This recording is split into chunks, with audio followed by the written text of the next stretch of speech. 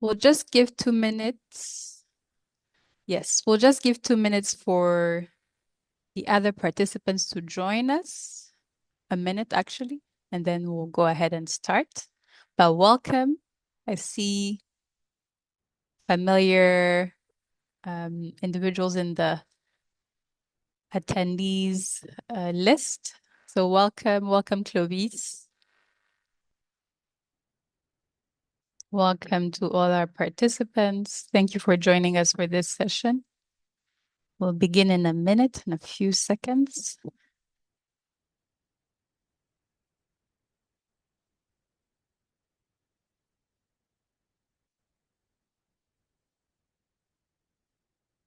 All right, let's go ahead and start. Good afternoon, good morning, good evening once again. My name is Daniela Ngarambe and I'll be your moderator for the day. And I welcome you to the Accelerating Universal Adoption of Clean Cooking in Africa webinar, organized by the African School of Regulation and the IIT COMIAS, the Institute of Technology in Madrid. We will start with brief opening remarks from our head of training, Dr. Charlie Gatete, and I'll inform you of the subsequent sessions after his remarks. Hello. Thank you, Daniela. Good morning, good afternoon, good evening, everyone. My name is Charlie Gatete. I'm the head of research. And thank you for joining us for this webinar. On behalf of the Director of the African School of Regulation, Dr. Shetim Abdul Kadir, it's a great pleasure for me to welcome you on this particular webinar on accelerating universal adoption of clean cooking in Africa, co-organized in partnership with IIT COMIAS. In fact, clean cooking is not only an energy issue, it sits as the interaction of public health, gender equality, environment sustainability, and economic development. Today, nearly 900 million of people in Africa still rely on traditional cooking methods, with significant consequences on health outcomes, on deforestation, on climate emissions. Accelerating the transition to clean cooking is therefore both an urgent development priority, but also a critical component of Africa's energy transition, aligned with the Agenda 2063. As ASR, we believe that effective regulation and sound policy framework are essential to unlock investment, fostering innovation and scaling solutions in the clean cooking sector. This includes addressing affordability aspects, but also strengthening supply chain and ensure that policies are inclusive and responsive to the need of the households, in particular for women, as that is one of the target as well. Today, we are pleased to have this discussion, and we are bringing together a distinguished group of experts and practitioners to share insights, experiences, and actionable solutions. We are particularly pleased to collaborate with IIT COMIAS University, one of our key partners. Those expertise are committed to advance sustainable energy system to continue to enrich this dialogue. For that, I want to encourage all participants to engage actively with our panelists to share perspective and contribute to share practical pathways towards universal access to clean cooking across the continent. On that case, I don't want to be long. I want to thank you all once again for joining us, and I wish you a very successful and productive session. Over to you, Daniela. Thank you very much, Dr. Charlie.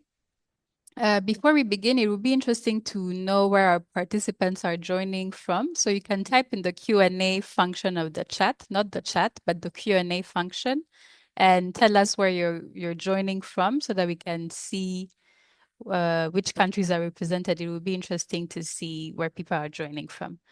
And before we begin, I'd like to introduce our distinguished panelists. Yeah, I see people typing in the Q&A function. We have people from DRC, Zambia, Tanzania. Welcome, welcome. We are happy to have you here. We have people from South Africa. Yes, we have people from Malawi, Zimbabwe. Very, very diverse audience. We're happy to have you here. Before we continue with the session, I'd like to introduce our distinguished panelists. We have on the call three distinguished panelists. I'd like to start with Babak Kavari. Babak is leading and conducting planning and analysis assessments on clean cooking in close collaboration with the Integrated Energy Access and Energy Transition Planning teams at SE for All. Babak also co-leads the clean cooking team in developing other strategic interventions and data-driven partnerships, including on institutional cooking. Babak has several years of experience working in the energy access field. He co-led the development of OnStove and has been involved in the development of Onset. And Babak has a PhD in energy and environmental systems from KTH Royal Institute of Technology on the topic of geospatial energy access modeling. Welcome, Babak. Welcome. We also have on the call Fernando de Quadra. Fernando holds a bachelor's, master's, and PhD in industrial engineering from the ICIA School of Engineering, Madrid.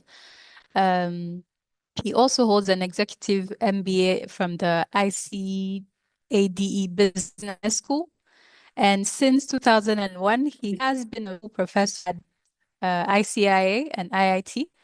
And among other positions, Dr. De Quadra was appointed Dean of the ICAI School of Engineering from 2001 to 2010. And his main research areas are operations research techniques and the design of complex software tools applied to sectors such as aerospace, railways, power system, and energy planning, which includes massive electrification and clean cooking.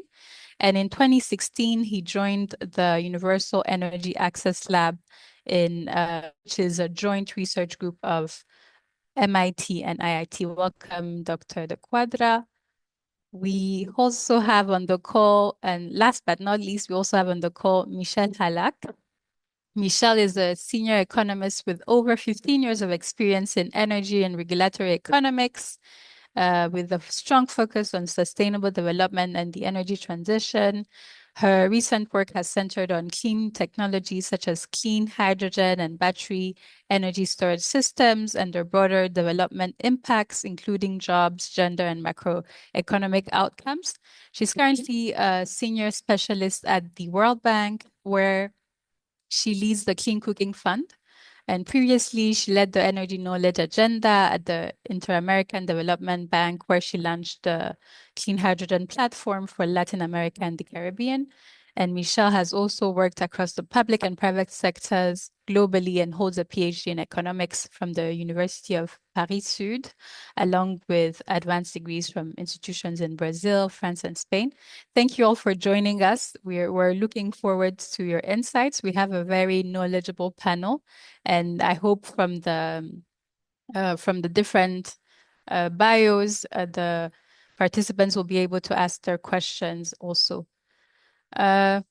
Again, to go back to where people are joining us from, we also have people from Botswana, Madagascar, Mali, Cameroon, Kenya. So welcome again to this important discussion. So let's get started. To kick us off, I'd like to start with a broad framing question to all of our panelists. My question to you is, what do you see as the most critical barriers to achieving universal access to clean cooking on the continent, and why is coordinated action more urgent now than ever? So I'd like ladies first. So my question will first go to Michelle. Let us know what the barriers are. Yes. Thank you so much. I'm very glad to be here, and it's so good to see so many different countries represented. So I'm very glad to that.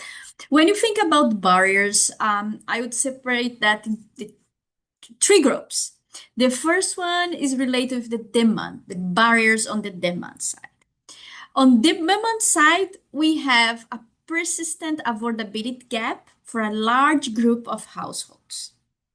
It's not all that lack, but it's important to have this in mind. It's not all that lack access to clean cooking that have affordability issues, but it's a big group.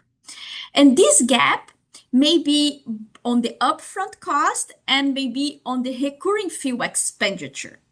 This difference is quite important because policies are very different if you think one problem and the other one. And when you talk about upfront cost, it's important also to distinguish about two different things that often are put in the same place, but they are not, and the policies are different for both. One is that if it is an insufficient disposable income to pay in general, so the people is just not able to pay for the upfront cost. The second one is that the limited access to appropriate finance instrument. It means that people could pay if they have the right finance. So they cannot just pay in one shot, but they could pay a long time. These two are very different, and usually people put them together, but the solution to be efficient policy, it's different in both cases. In one case, we need to develop the microfinance associated with clean cooking. The other one will require some level of complete the gap, some level of subsidy on the upfront cost. So I guess that's one big group of barrier that need to be thought of and requires some support. The second big group is still on the demand side. It's awareness and information and the decision-making power. So it's a huge barrier that goes beyond the traditional economic thinking, and it's related with information asymmetry, by bias, behavior bias, and also the empowerment, the difference about who takes the decision and who suffer the consequence of it. Because in many cases, who takes the decision about how to use and what kind of fuel or clean cooking use is not those who suffer the most of consequence of that. And then the gender come very strong. The gender bias come there, and also the children suffer and they cannot decide about that. So this makes one big market failure, two big market failures that we need to take in account, and it's inside of the demand side. Then we go to the supply side. So the supply side on clean cooking, we have supply chain are fragmented often. They are weak, especially when you think about last mile, but sometimes, especially in Africa, we're not talking about last mile. We are talking about markets that have 90 or 9 DRC 95% that does not have. So we are not talking just about last mile. All the limited after sale service, inadequate local manufacturing capacity.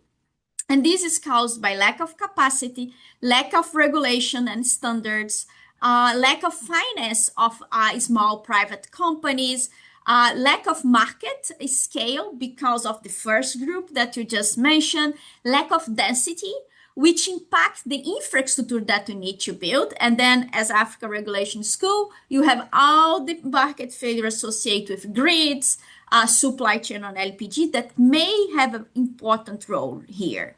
And what does it mean in practice? It means high cost. So high cost to final consumers, which increase the problem that we had before on affordability, lack of continuity, reliability, which decrease the benefit that people perceive about that. So it increases this gap between how much I want to pay and how much it costs. And this is a vicious cycle. Because of these failures, we need to have policy and regulation to try to fix that. However, when you go to policy and regulation, we find policy and regulation failures as well. Because on clean cooking, we have different failures. One of them is the need to put together different institutions inside of the government and different stakeholders, because it is a place where it plays externality and has impact and should be dealt by different players associated with health, environmental, forest, climate, agriculture, food security, education, clean air, gender, energy. What does it mean? It means that it is very sparse, the different players, the stakeholder, and as often when you have several players, there is nobody that actually own it and actually is able to push it. On the intervention side, it means that you have different entry points. So different countries and different regions can have clean cooking from different parts, which can be good if they are coordinated. But it can be complicated to actually achieve targets if they are not coordinated enough. So the coordination is necessary because it means that you may have different pilots. Pilots something you see everywhere in clean cooking. But when you want to scale up, and right now, when you think about Africa, if you look at the energy compact, so what the government says that they will be doing under Mission 300, you are talking about more than 500 million people. So the scale of it is huge by 2030. So these require a transformative and systematic engagement and strategy. So I think that's the main initial thought on barrier and strategy. I hope it helps. Thank you very much, Misha. As you were speaking of these barriers, they they were sounding as if you were talking about the barriers to energy access. So thank you again for sharing that. I don't know if my your other colleagues would want to add or maybe push on certain points that you have made. So first, Babak. Thank you. And thank you for giving me the opportunity to join this very interesting and timely panel, especially with the IEA summit coming up. I think, well, so I agree with Michelle's points. I think she covered it very well. I also like to divide the barriers into different groups. I tend to look at it from two levels. One, the political approach. So what do we need to do from the policy scene, and then the end user perspective, because no matter how we twist and turn this, the end users are the final decision makers. So if we start on the policy side, one barrier, as Michelle mentioned, I think is simply the lack of coordination. Clean cooking at its heart is an energy access issue. But as Dr. Charlie and Michelle rightly mentioned, it has strong connections to environmental policy, gender issues, health, and fiscal policies. By treating clean cooking as a siloed issue, we're missing out on a lot of the potential benefits, but also a lot of the potential funding. You don't even have to leave the energy sector to notice this connection. If you look at only energy, we have electricity and clean cooking both being a part of SDG 7. We know electricity is a clean cooking fuel. We know that cooking with electricity will put additional demand on our electricity sector. But electricity and clean cooking are very rarely planned together, which then leads to us potentially foregoing certain important benefits, and it can hamper the development in general. On the household level, so if we leave the policy sector, some of the critical barriers, and I think Michelle mentioned all of them, affordability, availability, awareness, are the ones that come to mind to me as the strongest. Affordability, if you have households that live on less than $2 a day, the cost of a modern LPG or electric hot plate is a major barrier without financing. We have also seen from research and different projects that even giving the stove away doesn't necessarily ensure prolonged transition. This means that the reoccurring fuel costs are also a major barrier. Affordability is a big one for me. It risks negating all the other work that we make in the sector.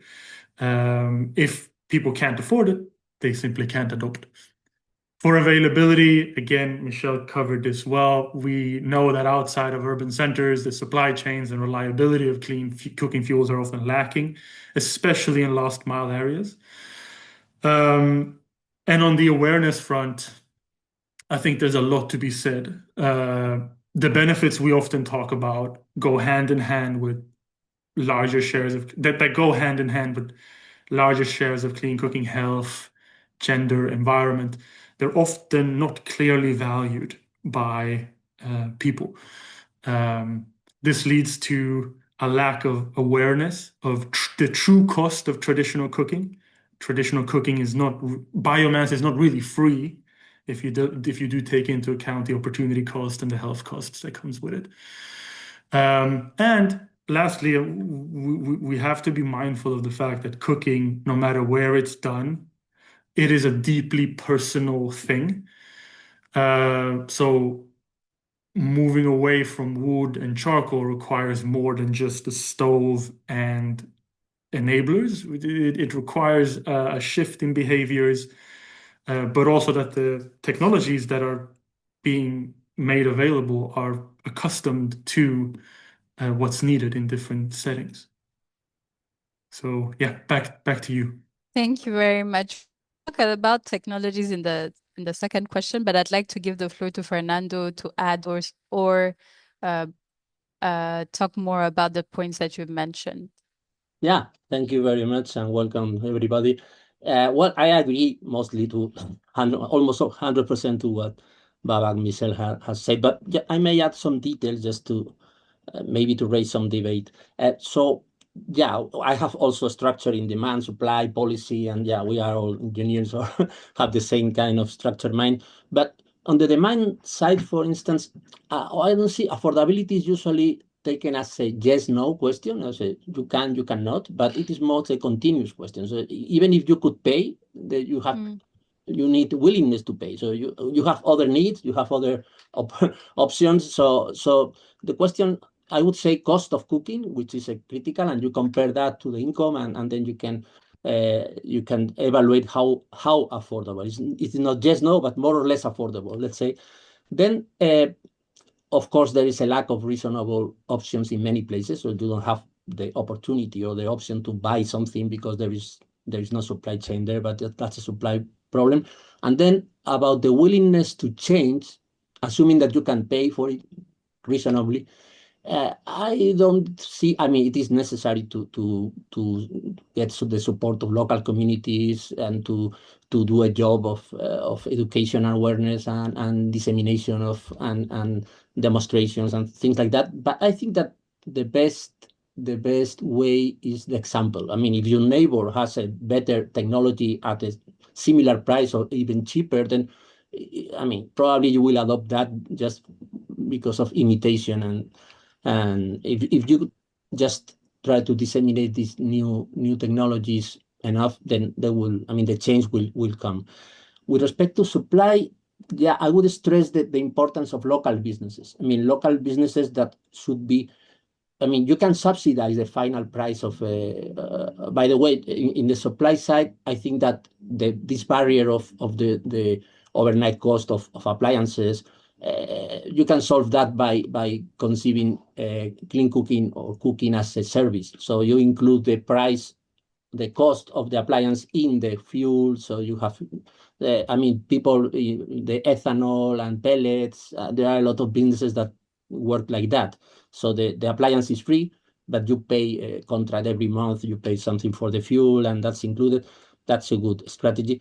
With respect to local businesses, I think that you can subsidize the final price of the fuel or the appliance, or you can promote, subsidize, help the local business, and so that they can put a fair price, especially in the initial years. Once the business is running, it is easier to keep it. I mean, the starting point.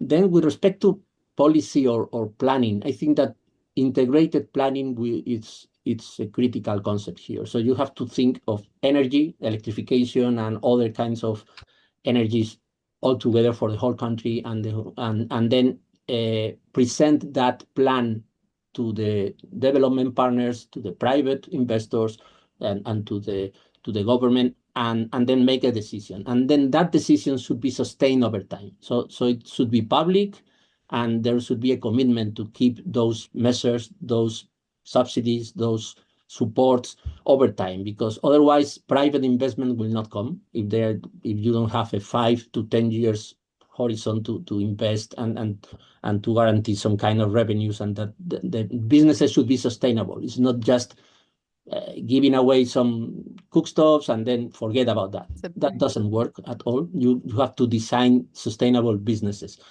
And then finally, with respect to concepts, I am very happy to find that the very title of this seminar or webinar is universal adoption, because we should not talk about access, just access. It's adoption, because access is not enough. Then we have to be aware that companies and consumers, they make their own decisions. So it is not just a centralized planning decision and everybody will follow the rules or the roadmap. It doesn't work that way. Companies will seek their own benefit, consumers will look for their own welfare, and people will do what they want, not what you want. And another concept, and I will finish now, is that I would stress the fact that most of the KPIs of the parameters that in which we evaluate the success or the expected success should be continuous, not discrete. It is not clean or not clean. I should say it's how much clean. How much? Because we have to be realistic. So maybe we don't get 100% adoption of clean technologies, but we reduce 50% emissions or 50% health problems or 50% time wasted by women in the kitchen and gathering fuel. So let's be realistic and try to get realistic, possible, feasible targets in terms of how much, and not yes or no, good or bad. That's all. Thank you. Thank you very much. My question again goes to you, Fernando. You mentioned technologies such as bioethanol and others. So my question would be really to understand, I know your group has done some work in Rwanda. Which clean cooking technologies do you believe hold great promise for sustainable? You mentioned sustainability, sustainable large-scale adoption across the region.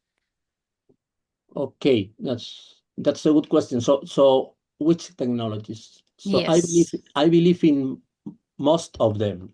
Let's say I would try to avoid or to ban or forbid or whatever some of them, but we have to be again realistic. So we have, of course, electricity, LPG, ethanol, and pellets. Pellets and other kind like briquettes or so that would be the champions for me. But we have to accept that in some areas you will have improved cookstoves with free firewood or free biomass, crop residues. So, but it is important to promote all of them in except, for instance, charcoal and commercial firewood. Those are the enemies because those are both expensive and also are polluting. So they are very bad. So if you look in the two-axis graph, the cleanness against cost for the user, cost for the consumer, then there are clearly two groups of acceptable technologies. Those that are cheap and not that bad because there is an improved cookstove there, and then those that are more expensive and cleaner. And I would say in the clean side but expensive are electricity, LPG. LPG depends on international markets, so it's dangerous and it could be very expensive if it is not subsidized.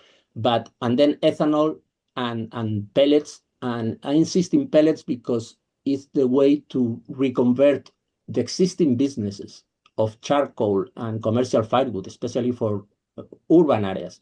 You have to. I mean, those businesses are working now, but you can change those businesses to cleaner options. But the raw material, I mean, it's good, it's the same one, and then the supply chain could be similar, and so you can change smoothly from the polluting ones to the cleaner ones. Okay, thank you. I'd also like to give the floor to Babak, perhaps to share your experience on which clean cooking technologies hold great promise and are sustainable in the countries that you've worked in. It would be interesting to hear. Yeah. Thank you. So I agree largely with Fernando. The sentiment of banning certain fuels, I don't know exactly how I feel about it. I rather introduce policies that encourage desired behavior rather than discourage undesired behavior, because people need to cook, and if affordability is an issue with LPG and electric cooking, making charcoal more expensive will not help the transition. On Fernando's point as well, I think what he mentions with the pellets is very important. we have to acknowledge that when we're dealing with charcoal, we have value chains in place, and a just energy transition have to make sure that whatever employment is lost there can be transferred to whatever replaces charcoal. For fuels in general, I would say that one size just doesn't, it never fits all. In my opinion, there needs to be a mix of technologies that gets deployed. There are some candidates that are getting their cases strengthened. Fernando mentioned bioethanol pellets. I agree here. I would also like to lift e-cooking.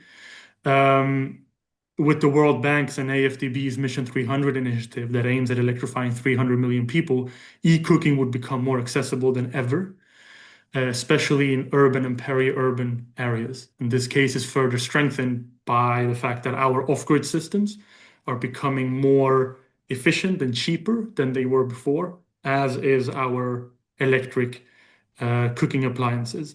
It wasn't too long ago where cooking on a mini-grid was considered a fantasy, but that's no longer the case. So I do think, so to summarize, I think one, we need to highlight that a just transition is needed.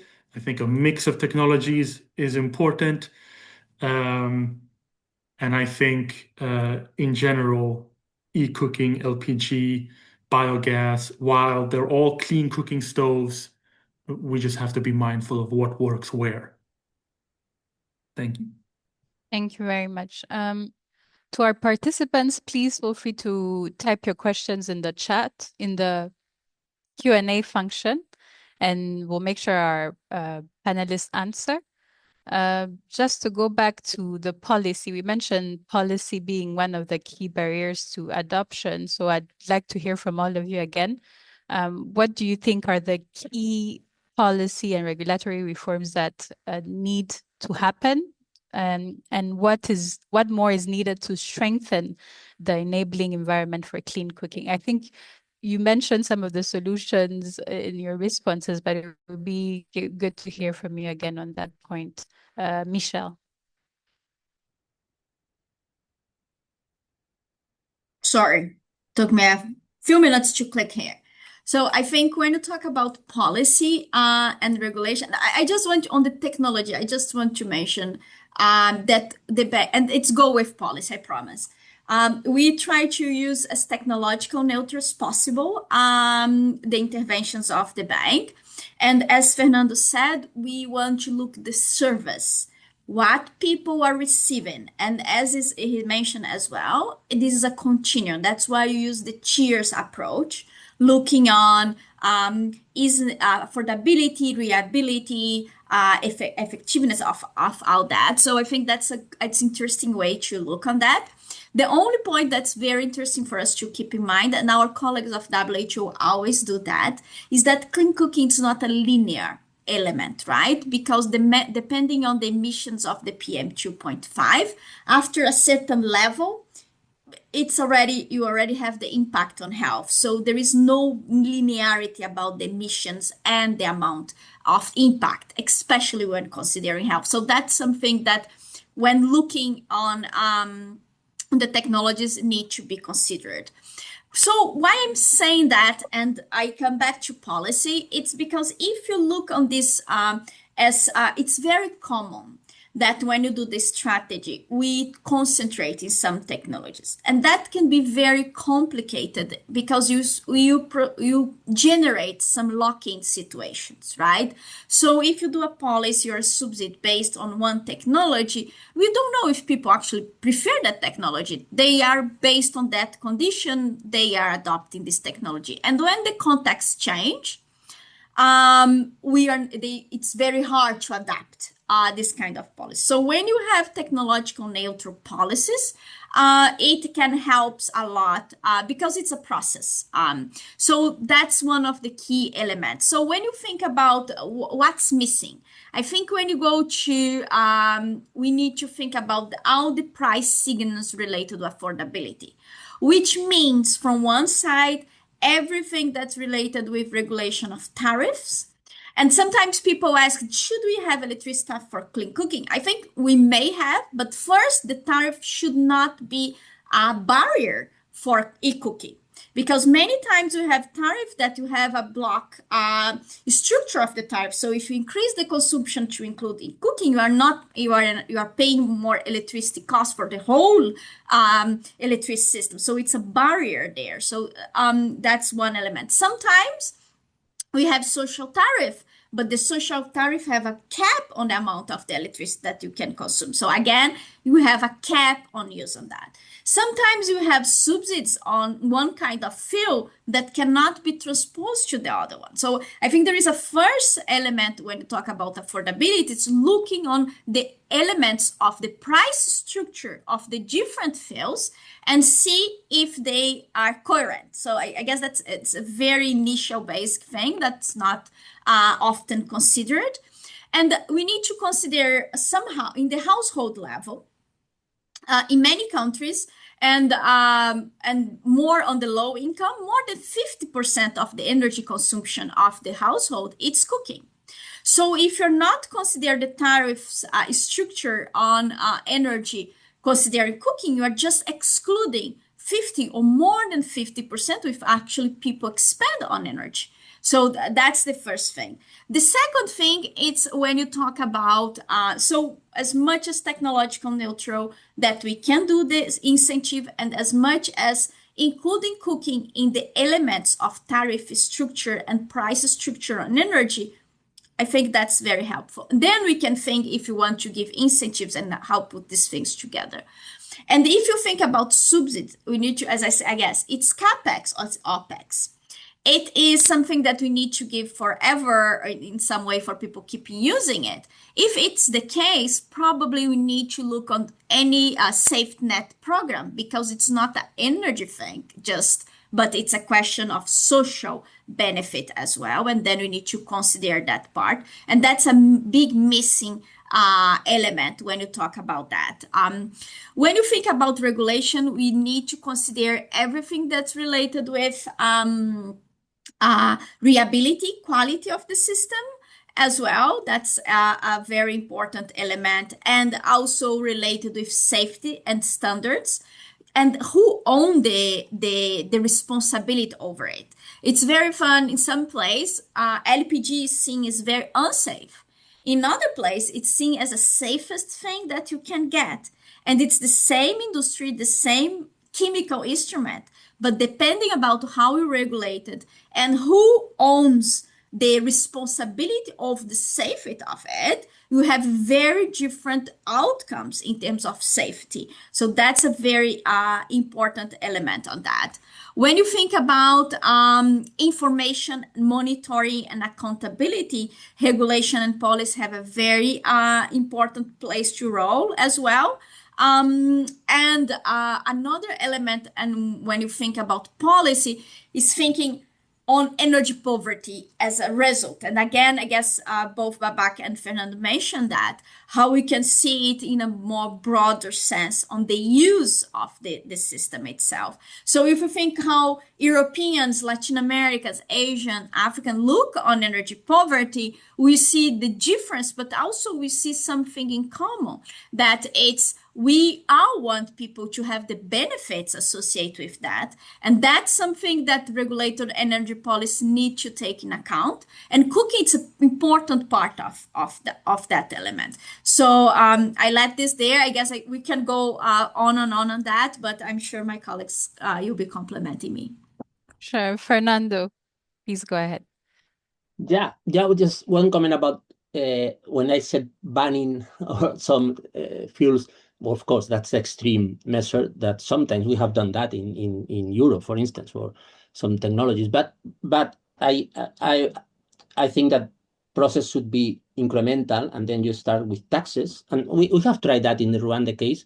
So simulating the future, if you impose taxes to the fuel for charcoal, for instance, but you subsidize the efficient appliances, then the cost for the user is less, because the state recovers the subsidies in full because it is more efficient. So you spend less fuel at a higher price. So you have to simulate the effects of your measures, but in the long term, the goal is to replace things that are not sustainable at all for more sustainable. And then with respect to policies, another comment from Michelle was the non-linearity of the effects. I agree, especially in health. It is not the same. I mean, it's not linear. Other things are more linear. For instance, time. I mean, time spent in the kitchen or gathering fuel. You can, yeah, half the time is half the time. So you have more time available for other purposes. And then we consider in our models not only in the kitchen, but also the full supply chain. So it's the emissions, the global emissions, and the global deforestation, which is critical. And that is not in the household or the kitchen, is for the country or for the region or even. And then with respect to this, what kind of policies should we implement? Of course, tariffs are critical. Electric tariffs are dangerous because electricity is used for any purposes, and it is not easy to discriminate. What are you using electricity for? It is complex. It's not easy. LPG has been subsidized a lot, but those are costs for the state. And that's another point I want to bring here, is that one thing is the cost for the consumer, the cost of cooking. The other is the cost for the state, or which is all the deficit in electrification, or the deficit in regulated businesses, all the subsidies. Someone has to pay for it. It's the state in general, and it may not be feasible. So you have to combine the financial model of the state and then the clean cooking model that you want to implement. And with that, a clear plan, then you may go to developing partners, to donors, to private investors, and say, this is what I need, and I will use it for this and for this. And it's a transient, because in 5 years we will reduce the subsidies, and in 10 years we will reduce that. So something that is, I mean, safe. At least of course, this is a plan. Plans are not can change a long time, but at least you have the figures there, and you can sell the idea to the ones that have to invest. Because if you need massive investments, then you need the private sector to come, and then you have to provide security in the regulation and in the remuneration of those businesses. Thank you. Thank you, Fernando. Babak, do you have any additions on the policy and regulatory reform? I think everything has been mentioned. I agree with the points raised by Michelle and Fernando. I would say that in general, we're seeing in many countries a shift to market-led policies with lowering or complete exemptions of VAT and import duties for clean stoves. One thing that I think is super important, and that Michelle and Fernando both mentioned, are the standards. If we're asking people to pay more for these clean stoves, they need to be sure that they're getting what they're paying for. This can be standards for efficiency, the standards for PM 2.5 concentrations, and so on. Broader from a policy perspective, I think I've mentioned in every one of my answers that clean cooking is siloed, and I will keep doing so. It's one of my passionate topics. But one of the things that we're seeing now that I really like, and perhaps Michelle can talk more about this, if I remember correctly, it's now moving forward, M300, every country has to include clean cooking in their energy compacts, which then means that it becomes a priority for the compact delivery monitoring unit. And that I think is very important. We're already seeing that clean cooking is getting more and more integrated into the broader policy sphere. So yeah, I'll stop there. All right, thank you.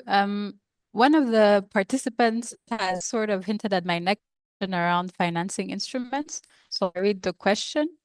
Poncho says, the speakers spoke about upfront costs as one of the barriers to accessing clean cooking stoves, and we should consider besides microfinancing, what other What approaches or subsidies would you recommend to ensure sustainable use and ownerships of the stoves? She's in the initial phase of rolling out a program on clean cooking and needs ways to subsidize while she needs owners to also take responsibility. So the question goes to Michelle first, and then I'll let the others speak also. Sure. I think first I'd like to separate between finance and subsidy. Usually often they go together, but they are solving different problems, right? So the Okay. finance, and then the finance, you need to know who you're financing. You're financing the final users, or you're financing the small companies and retailers who is selling it. So that's so on the finance side. If you are going to the demand side, you have different ways that you can do that. You can do that through an innovative business model like pay as you go, or you can do that even innovative business model by including the stove inside of the electricity in bill payment. So there is innovative ways to do that with big players. That's one way to do that. The second one, it's microfinance. So there is different instruments, and I always recommend people to look on the country things that are working. Often there is something that's already working for something else that can be used for cooking. So this microfinance, it's also very important. So I would say this, and then you can do, that's when things come a little bit mixed between subsidy, blended finance. So you can help to decrease the risk. We can help to decrease and keep being a finance. You're not giving direct subsidy, but you're decreasing the cost of the finance. And then on the SME side, so you have the other part of it. So maybe for decreasing cost, we need to have finance to the companies that are retailing or selling it. And then it's a different fund that we need to have on the finance, and usually brings some guarantees and some blended finance to facilitate, especially the period, the initial period, because usually you need at least 2 years to start to pay off. And so that's the kind of instruments on the finance. And then you have the subsidy part. So the subsidy part, if it's a subsidy on the capex, one of the mechanisms that have been approved in many countries in Africa that works well is the result-based finance. Because the result-based finance, you don't need to finance one technology. You can be open, and you can include the private sector as much as possible. And the criticism that usually we receive for the result-based finance is that we need to have some equity and some companies finance to accompany that, as a complement, to allow both things to work together. But this gives you a little bit an idea. And then how you can finance the subsidy, right? That there is also this other part of it. Or you finance this difference of gap between willingness to pay and the cost. So you may use some outcome bonds or outcome instruments, which include carbon finance. That's one of the main elements, which have its ups and downs and require very well design and trust and building trust, and then all the methodologies associated with that. It's very important, and the digitalization and the measure and verification. There is other outcomes that in theory you can also raise funds for that. But again, this is to complement the gap on externalities, and then you need to have the instrument to arrive to the final users. I will be happy to answer any follow-up question on that, but it's just a general approach.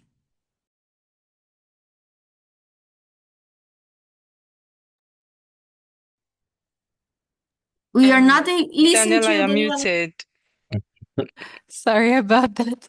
I had a follow-up question, which is also in the chat around, you mentioned the gap between willingness to pay and the cost of the service. So maybe you could go deep into that and how carbon finance sort of does that. Yeah. In relation to carbon finance, how carbon finance is used to cover that gap. So willingness to pay, as said Fernando, the ability of paying not necessarily is a willingness of people to pay. So first to determine the gap, the willingness to pay is something that changes. if people want, if there is more reliability, if people believe on it. So that's one thing. The cost also change because depending on how you develop the structure. So, and the carbon, it's a way to bridge this gap. But the ideal is that in bridging this gap, the demand increase, the cost decrease, the willingness to pay increase, and you go to decrease the gap. So in the ideal world, the carbon should be something that allows the industry to move to decrease the gap. So, so how does it work?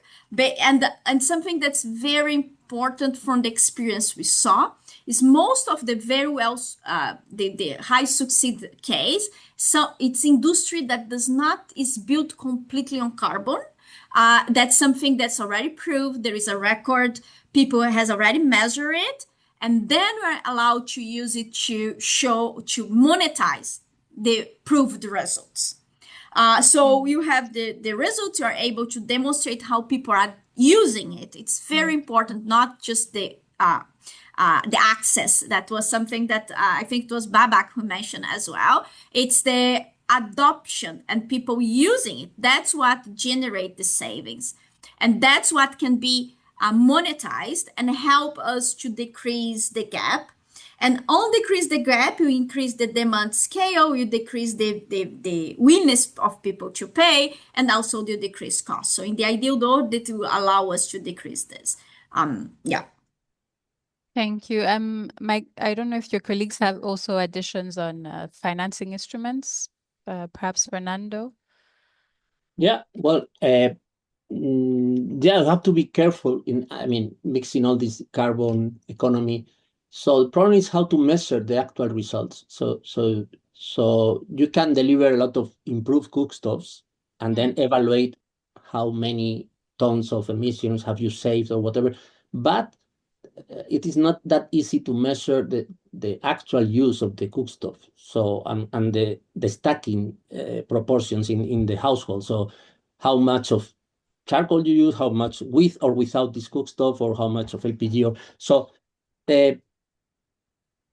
if the result based is not on the cookstove itself, but on the fuel sold, for instance, if you use ethanol, then you have a measure of how much ethanol have you bought this month or this year, so you can measure, I mean, the replacement of the polluting fuel for a cleaner fuel. You can evaluate the difference, but only with the cook stuff, because in many of these carbon-based economies on delivering cookstoves, and then the result is how many cookstoves have you delivered, but you don't have a measure of the use, the actual use of those cookstoves. So you don't know exactly how many emissions have you avoided or the benefits. So you have an estimation, but not the actual figures. So that's a problem. So this is what I think that these, for different reasons, these businesses based in a regular contract for fuel and then the appliances included. So the appliance does not belong to the consumer, it belongs to the company.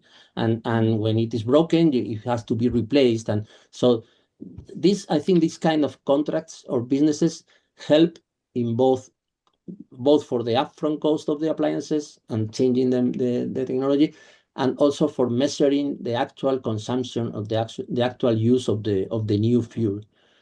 So yeah, you have to be careful and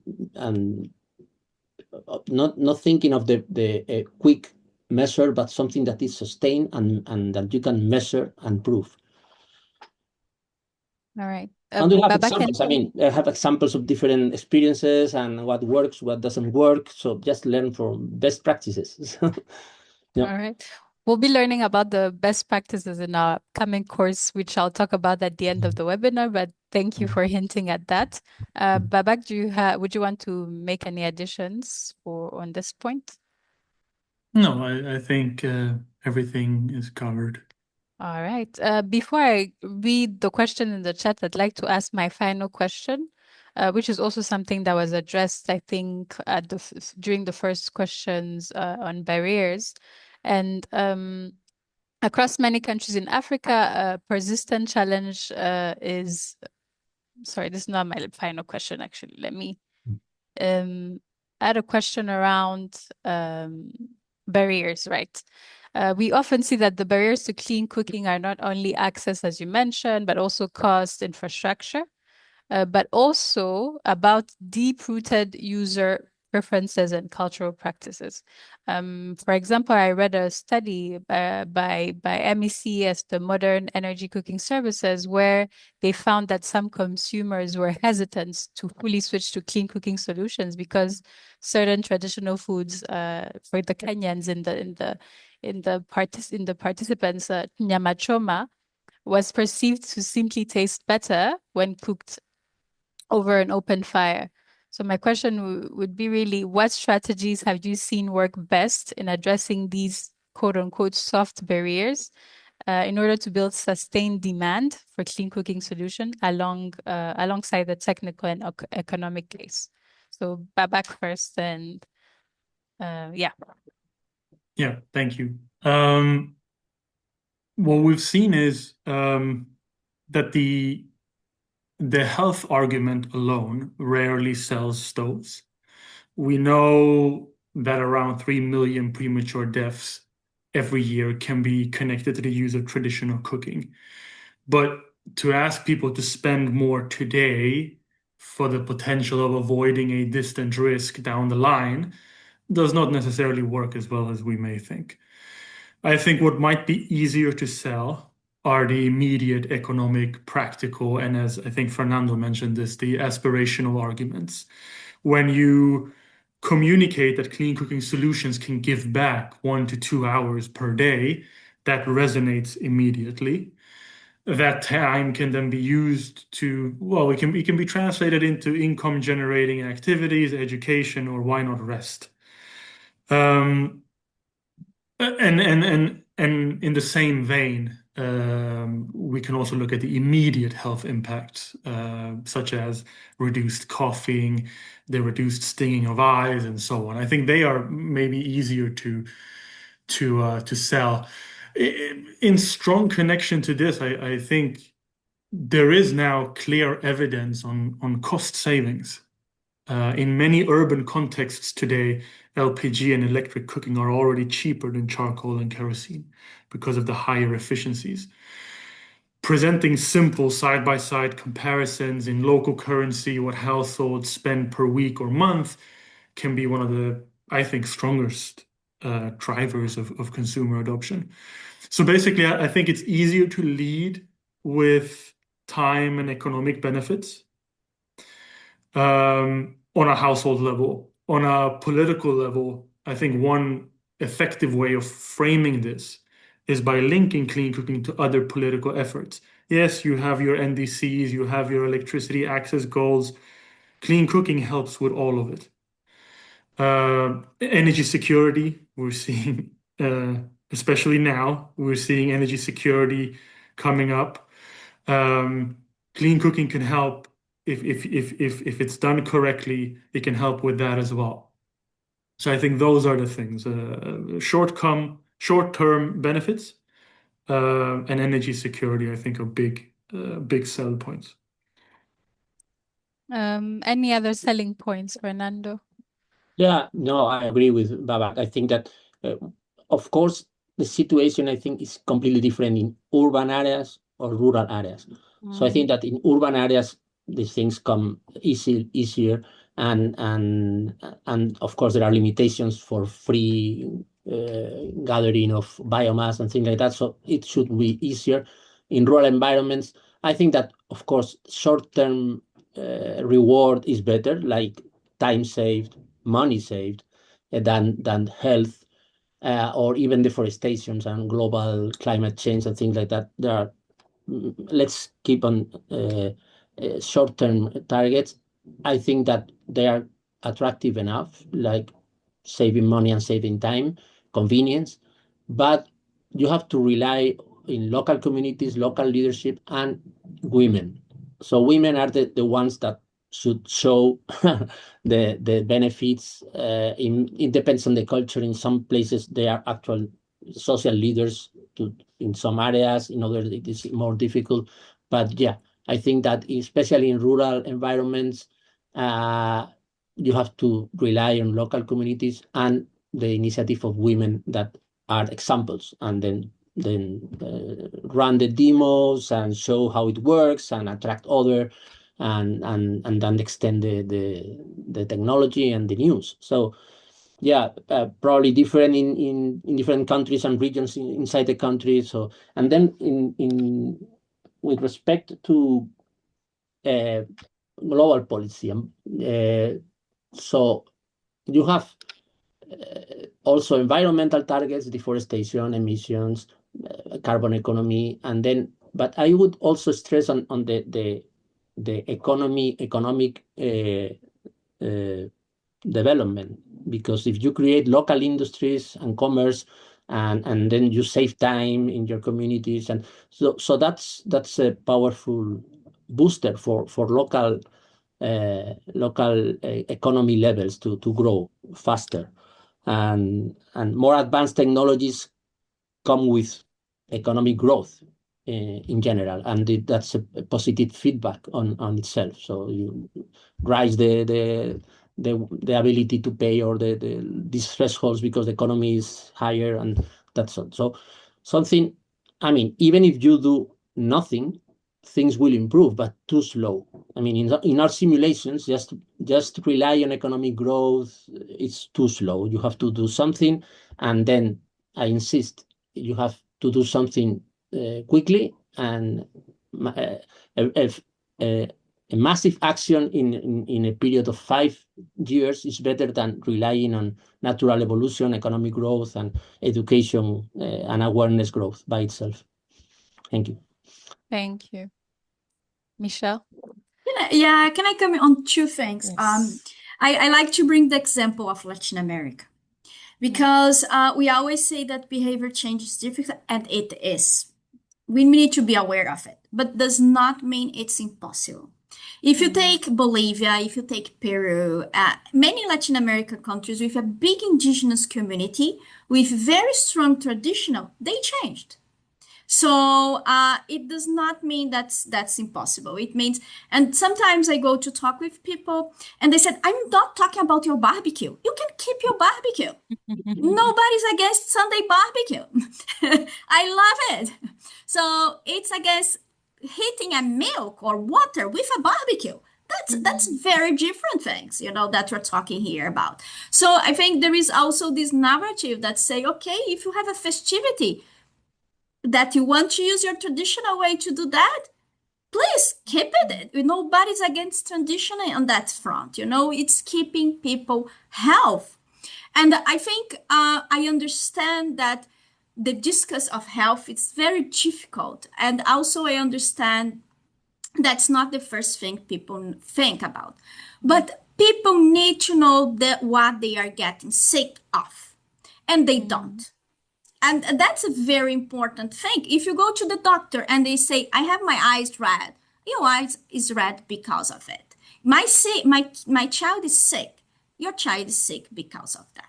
And this is a very important role of WHO and the work with the health specialists, because most of the health professionals, they don't have this capacity building. They don't pass this kind of information. And that's why it's not the number of people that can die. It's I'm sick right now. And I'm sick right now because I'm doing that. And that's, I guess, it's a very important element that's still not included. And people does not know. Often I go to policymakers and people very educated. I'm talking about clean cooking, and there is always somebody that tell me, my auntie has 102 years. We always have a 102 years auntie that cooked her whole life with open fire. And that exists, and I believe in that. But we need to be able to be beyond this idea of when people, it's because my child's sick. They have asthma. I have a pulmonary disease, and smoke bring this pulmonary disease. So I think that's something we need to work as stakeholders on clean cooking more often, and bring the health specialist with us. Thank you very much. That's an important point. Thank you. Yeah. I'll read the questions in the chat now. I'll start from the first one. I think it was in relation to something that was mentioned, but if the participants know exactly what we're talking about. Perhaps they could help. What about Dave asks, what about VAT and taxes on sustainable fuels when firewood and charcoal carry no tax?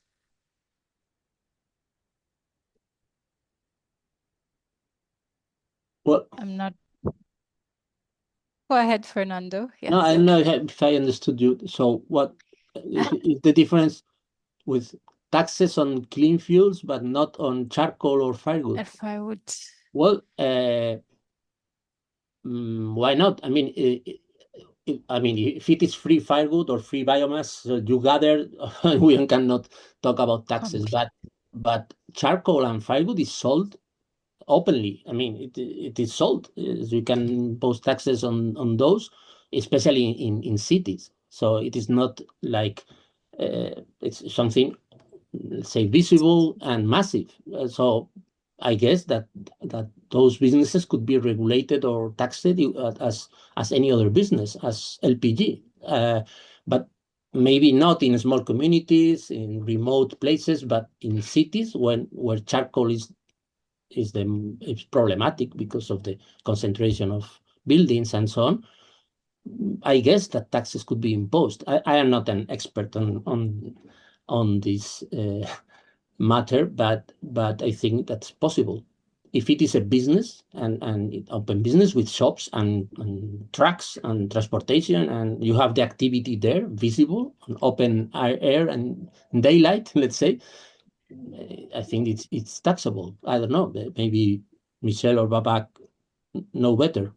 No, I definitely agree that when there's markets around, it is taxable. But I think this goes back to one of the previous discussions we had that I think it's easier to, or better rather, to encourage desired behavior rather than slapping taxes on what people are using today. If I understand the question, it's, why are we having VATs on taxes on sustainable fuels when firewood and charcoal don't? We have seen a lot of examples of when charcoal is taxed or when charcoal is write-off banned, it just creates a black market for charcoal. So and that enables people who rely on charcoal, who need charcoal to cook, because we all need to cook. They are put in an awkward situation when they're taken advantage of. So I think taxing charcoal, to some extent, fine, but to make it unaffordable without making the other things affordable, I think is risky. For firewood, a lot of the firewood in rural areas is free. There is no market to tax. But to Dave's point, there shouldn't, in my opinion, VATs and taxes on clean stoves, them being reduced, I think is a big step forward towards uh, a beneficial transition. Thank you for that answer. I'll read the second question. Tega asks, do you think Coco's fuel bankruptcy due to inability to access high-value compliance carbon markets will have a lasting negative effects on financing clean cooking and the promise of financing through carbon credits? Perhaps Michelle or Babak. I think, as was mentioned, carbon credit need to be built over a very, we need to build trust on carbon credit market. The new methodologies that has been developed has been going on that direction. They are right now being reviewed by UNFCCC. So I'm hopeful that the new effort with and then you have two levels of methodology, the methodology and the one that is estimated. I think they have different levels of you have seen different price and different have levels of trust on both methodology, and these methodologies are related with the different kind of technologies that they can, because it's easier to measure for instance e-cooking use than to use to measure improved cook stoves. Both can be, but the level and how you measure both. It's kind of different in terms of technology and how we can use digitalization for doing so. So that's also something important. So, but for answering the question, I think clean cooking have been in many instances. There is this discussion about carbon credit. The community is very aware of the need of have a much more trustable condition and methodology to actually be developed. I believe that every shock that does not bring the project as expected, it is a challenge. But I don't believe, I'm very hopeful in the sense that the community is moving in the direction or more trust on the mechanism, more measurable outcomes, and much more aware about that. And we see that in some price. And also, I'm very hopeful on 6.2, 6.4 markets that can be much more, you'll be much more harmonized. And you achieve higher price on that front. So if it's true that there is some drawbacks and there is some things that are being improved, I'm kind of hopeful because I see the community going the right direction, and also I'm very hopeful that in the countries that go in the direction of 6.2 and 6.4, we will see higher price, more trustable carbons, and a development of the market on that direction. But it is not a Pandora box. It will not, and it should not be the place that you try to see as solving all the problems. It's not. It is a mechanism that can complement, especially when you have very well designed projects. Thank you for that answer. We have two questions on green hydrogen, so I'll read both of them. Ademola asks, how can green hydrogen and biomethane be adopted as a clean cooking solution in Africa? And we also have Komlan, who's asking, what are the key bottlenecks today in the use of hydrogen as cooking fuel? I think, again, Michelle. After the colleagues, I'm economist, so I will help. The help of the engineers here is always welcome. But I have been looking on that. So hydrogen, the economics of hydrogen usually is high scale. The economics work much better than small scale. And it is a technology that it's a capacity of storage renewable in some way, right? So, and there is loss of efficiency on this process of storing or not. So if you can do cooking directly with battery because it's small, it makes economically more sense. And my colleagues on the engineer and technical side can correct me or compliment me, but on the economics of it. So, and then you have all the safety and the part of hydrogen. That's something that's still, of course, it can be done. I always believe that these things can be done, but I don't see it's not easy done because even on the large scale industrial, we are still working on many things related to standards, protocol, and all this. And on cooking, we have other technologies that we know that works. Usually on when you think about clean hydrogen, you're thinking on hard to decarbonize industries, right? On clean cooking, I used to work in both, and I like to joke that if you think on airplane and on cooking, it's almost the same level of emissions. But on airplane, we're still thinking about what technology we can use to solve it. Whether in cooking, we know the technology that works, right? So of course, new technologies can help, but we don't need them and don't need to rely on them on things that there is a lot of uncertainty. And at this point, the cost, it's very prohibitive for all the case I know of. Maybe there is something I'm not aware of, but I didn't see anything where the economics make sense in terms of. But when you think about biogas, methane on that front, biogas can be in certain conditions very economic and a very good solution. And you're seeing that the cost of technology going down, the safety going up. So it's very different, the two options in my understanding. Yeah, I think that I agree with you. I associate hydrogen first to high cost by now. Second, for industrial or specific uses, not for domestic. Hydrogen is dangerous. I mean, even for cars, it's not that easy to implement that in cars, in buses. They exist, but it is not massive or it is not easy to extend. And we have more simpler and well-known technologies at hand. So why don't use them? And yeah, with respect to biogas, I think that in some particular conditions they are quite appropriate. But well, I like more biogas for also for industrial uses, not for individual cookstoves. But in some communities, they have been installed, they work, they are not expensive versions of that. In some countries, in Nepal or in some, there have been huge campaigns to exploit local resources, and they could work. But I think they are not a solution in general or in big areas or extensive solution biogas, individual biogas systems, let's say. I don't think they are convenient enough, and people would prefer LPG, ethanol, or other technologies at home, let's say, even in rural environments. But if you have the materials there, if you have the and in a rural environment and it is easy and you have the right, but I mean they are expensive equipments even if they are cheaper versions. So I don't think that biogas, I guess there are local solutions but not the solution to the problem for a massive application. Thank you.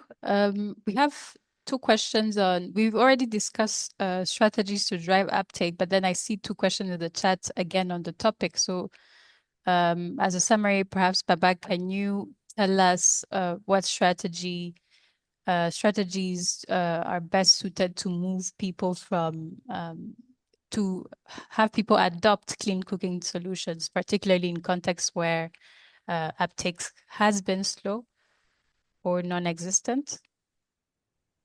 Yeah, thank you. It is it's the $1 million question, right? How do we communicate? There's benefits. How do we communicate them?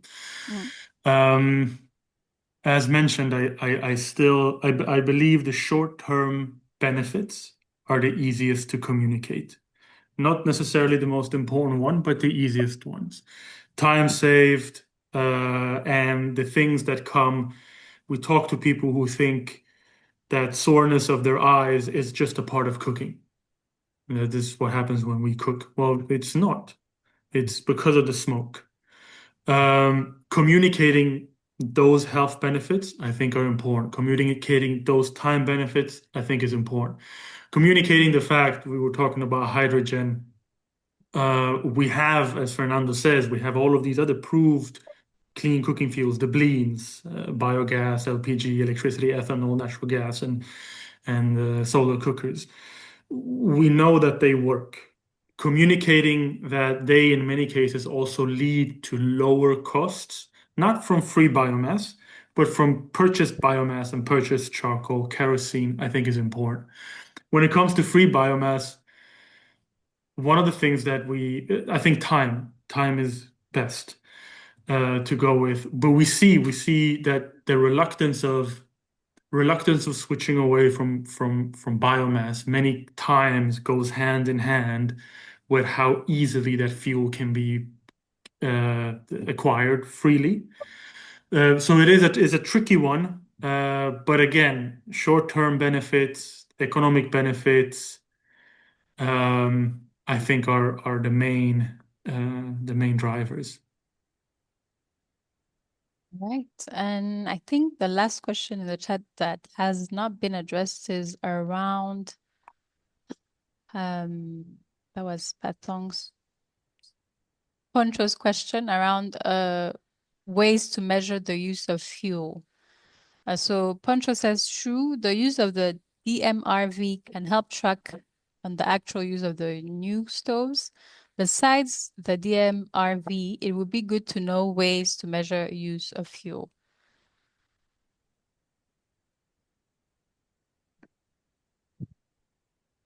Well, I don't know. But Yeah, please.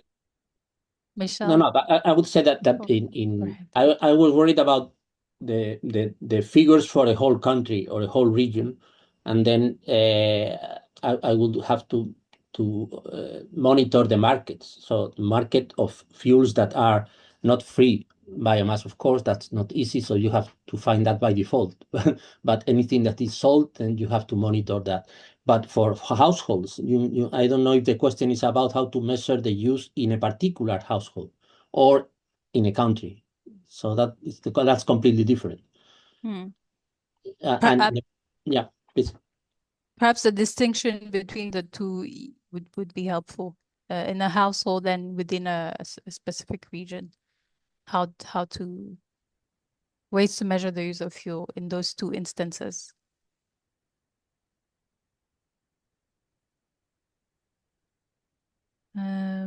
Households. Poncho Oh, says household.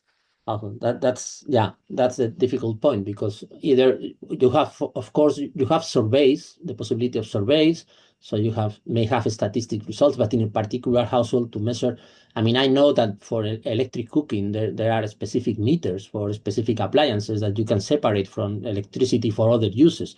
But when it comes to LPG or charcoal, then you cannot measure that. You can ask for how many bags of charcoal you buy or how many kilos or how much you spend in this on that. These are surveys but not actual measurements. So besides electric cooking with specific meters and specific technology, I don't think there is a safe way to measure the use of different fuels in a particular household. But again, I don't know if that is really important. I would be worried about the overall results in a region or in a country, the change of habits, the change of trend. That would be a measure of success for me, not a particular household. Thank you. Thank you very much, Fernando. I jump in that, Daniela. I think you can look on the project level, on the policy level. That's a little bit, I guess, what Fernando was trying to look, right? On the carbon emissions. So that's different things that we need to measure if we're looking on this different level. And when you think about measurement, basically, there is three ways of looking on that. One is what was mentioned, survey, asking people. And you can ask people in two places where they are selling the fuel and where they're using the fuel. Basically, that is two. So you can have survey, and survey has all the challenges associated with a survey, right? You can do it better. You can do it following up different months. In this way, you can have more information, but there is association with that, and there is best practice to do that. Then you have all the things associated with the measurement of the fuel. So you can see how much LPG is going on that. You can see how much electricity is going on that. So there is, and ethanol. So every fuel, when you go to firewood, it's more difficult. You can weight it, the weight of the fuel that's entering the house. So it's possible, more complicated, and you cannot have it continually. Then you can have estimations of the field. If you're measuring, for instance, at the household level, in my previous life, in my previous work, we did a work that was very interesting, that actually you're measuring the change of behavior of household level in Ecuador when you have e-cooking. So you have all the household, you don't have where they are using cooking or not but we know when the program start in each house, and you're able to change the behavior of the partners of the electricity use. So you are not sure, but you can vary with statistically significant estimate that people are using this change for because you can follow the partner. So statistically, we can, if you have a big number of household, you can find something that's very safe in terms of estimation without measuring each cook stove itself. So there is different ways of doing that, and the different technologies can do that. And when you talk digital MRV, it's just bring digital in measure and verification. And our projects that we want to be sure, and for donors or at least any project I know, we need to have some way to have measurement and verification. Otherwise, we're not able to prove that, yeah, you are delivering the results that the project was supposed to deliver. So as I said, project, carbon, and government program have different need. But if I measure what Fernando said, it's a program, it's working or not, I don't need to go to household level. Of course not. I just need to see how it's changing in terms of energy mix and all that. I hope it helps. Thank you. Yes. Thank you, Michelle, for those interventions. Before we are heading towards the end of our webinar, and I'd like to give our panelists 30 seconds to share something with us, maybe perhaps that you would like the audience to take away as they go. So 30 seconds, and I'll start with Fernando. Okay, thank you. So first of all, thank you very much for the opportunity and for attending this seminar.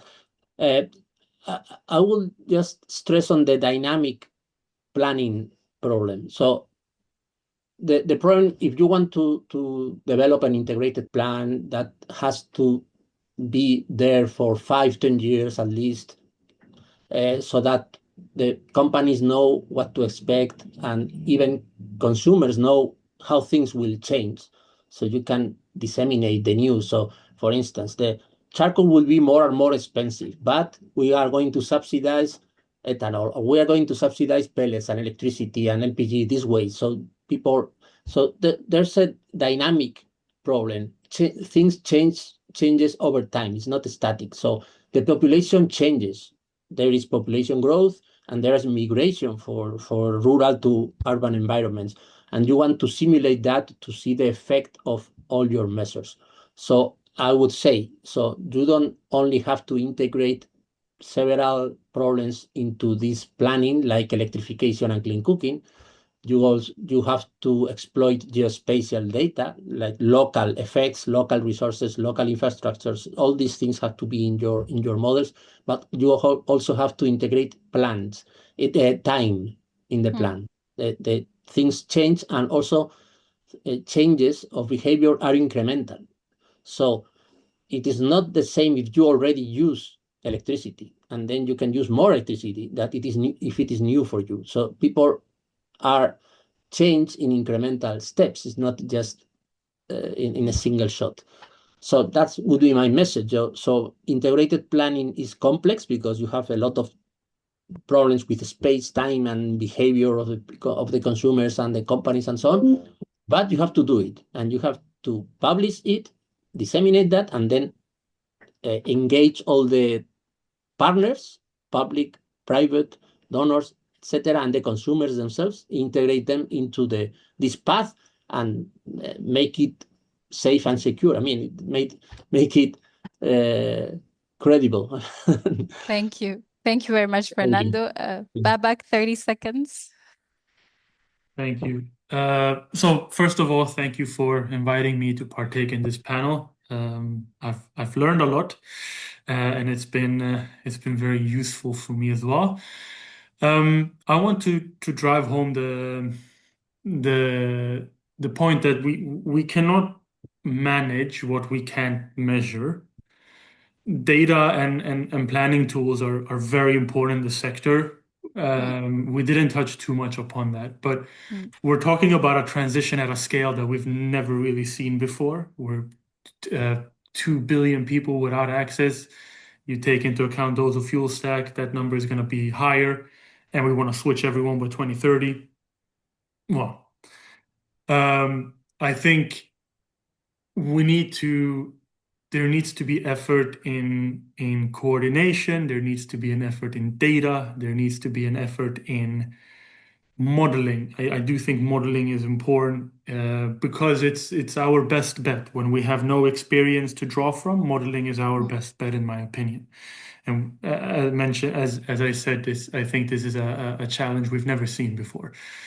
And to Fernando's point, I do think these models and these data, to the best of our ability, should be open for anyone to use, for anyone to disseminate, and for anyone to comment on and improve as we move forward, and community-led. So yeah, those are my 2 cents. Thank you. Thank you for those closing remarks. And finally, but not least, Michelle.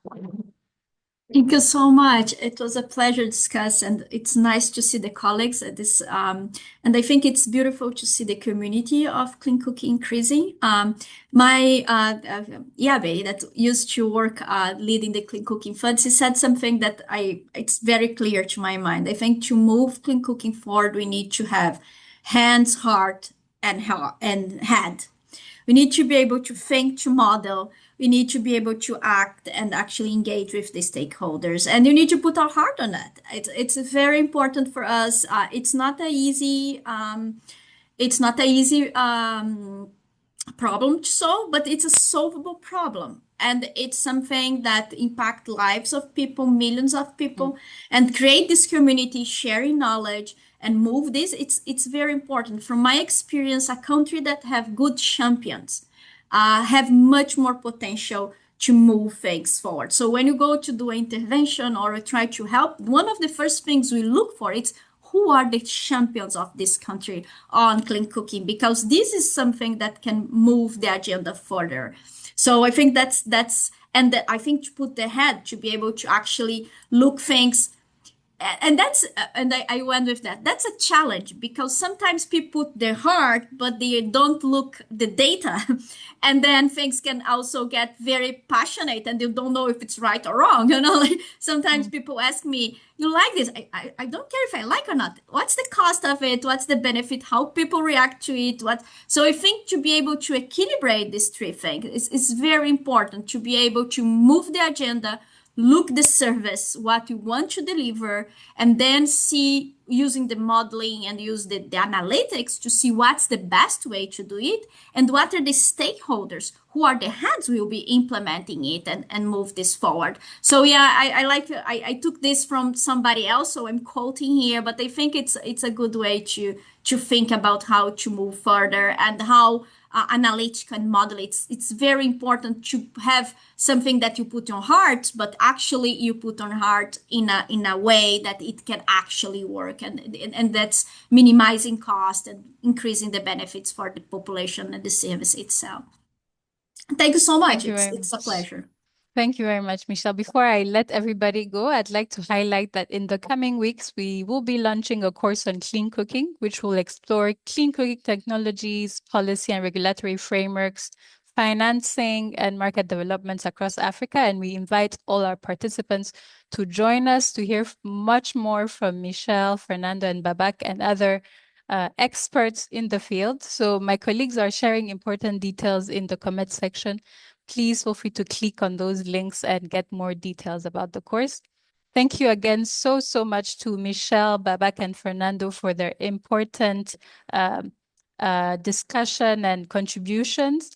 I personally learned a lot as well, and I believe our participants did. And we hope to see you soon in our course. And thank you again. Thank you. Thank you very much. Thank you. Thank Bye. you. Nice to be here. Bye. Bye. Bye.